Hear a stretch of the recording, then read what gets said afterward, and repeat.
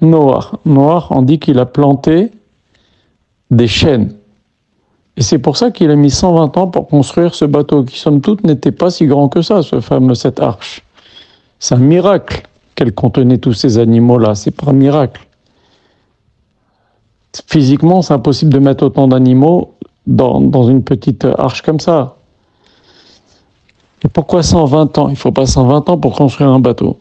Alors le Midrash nous dit, et je cite là ce que racontera Shmulevitz, il cite le Midrash qui dit que Noah, il n'a pas pris des chênes qui étaient déjà existants, il a planté des chênes. Et des chênes, ça met longtemps avant de pousser. C'est pour ça qu'il a perdu beaucoup d'années, peut-être. C'est moi qui dis 50 ans, mais peut-être plus.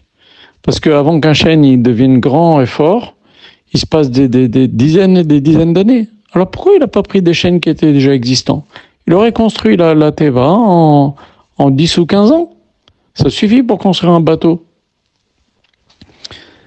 La réponse est ainsi. C'est que on va comprendre avec une histoire que nous raconte la Gemara, une discussion entre Rabbi Chia et un autre Racham de la Gemara, un autre Tana. Rabbi Chia, il dit, moi, ce que je fais sur la Torah, je vais faire pour sauver la Torah, c'est extraordinaire. Je vais te dire ce que je fais. Si un jour la Torah est oubliée, ou risque d'être oubliée, voilà ce que je vais faire. Je vais planter du lin, et quand le lin va pousser, je vais en faire des filets, et je vais tisser ces filets pour attraper des cerfs. Et avec ces cerfs, je vais leur faire la shrita, je vais donner la viande aux pauvres, et avec la peau, je vais la tanner, et je vais en faire des sifrei Torah, et je vais écrire la Torah dessus. Et je vais écrire aussi de la Mishnah.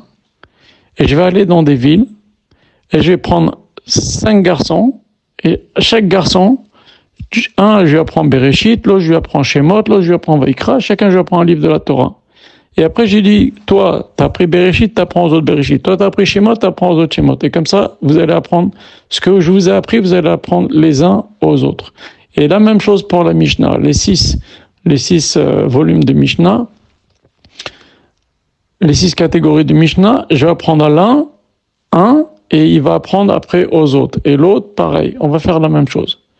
Alors la fameuse question se pose, mais dis-moi, t'as pas besoin de planter du lin pour faire des filets, pour attraper des cerfs, il y a de la peau, ça s'achète, tu fais un Sefer Torah, t'as pas besoin. Je dis non.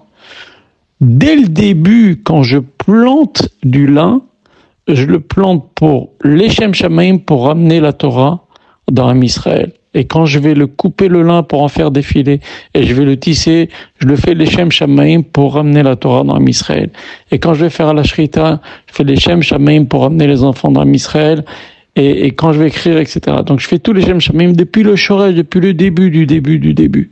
Il y a que comme ça que ça aura de l'effet. Parce que il suffit que la peau que j'achète, elle a été faite, tannée, elle n'a pas été tannée les Shem Shamaim. La bête, elle a été attrapée parce que la personne, elle avait une autre intention, elle voulait la manger, on a pris la peau comme ça en passant pour en faire un Sefer Torah.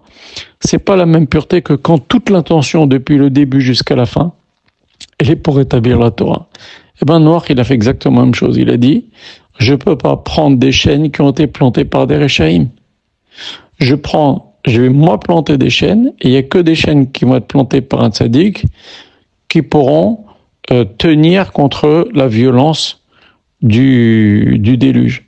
Ça nous apprend quoi, toute cette histoire? Ça nous apprend la pureté des intentions, fait qu'un projet tienne ou pas. C'est valable pour l'éducation, c'est valable quand un mari est avec sa femme, pour avoir un enfant, pour faire descendre une neshama pure, c'est valable pour l'éducation, c'est valable pour quand on va apprendre la Torah, quand on enseigne la Torah. Tout dépend des intentions, ça s'appelle la kavana. C'est très très très très important.